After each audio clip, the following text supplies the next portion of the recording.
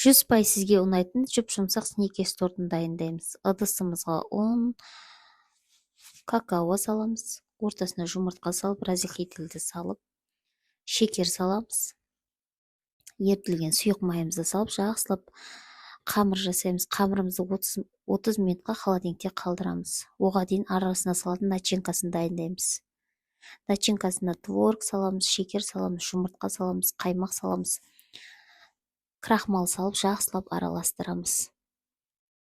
Холодильниктен алған тестамызды осылайша жұп-жұмсақ етіп жайып, ортасына начинканы саламыз. Начинкамызды салып, 160 градусқа 35-40 минутқа холодильникте қалдырамыз. Тестамыз суығанша бетіне себетін начинканы дайындаймыз. Шекеріміз бен майымызды жақсылап араластырып, арасына жаңғақты салып, жаңғақты блендерден ессеңіздер де болады. Бетіне себеміз. Жұп-жұмсақ дәмді сникерс торт дайын.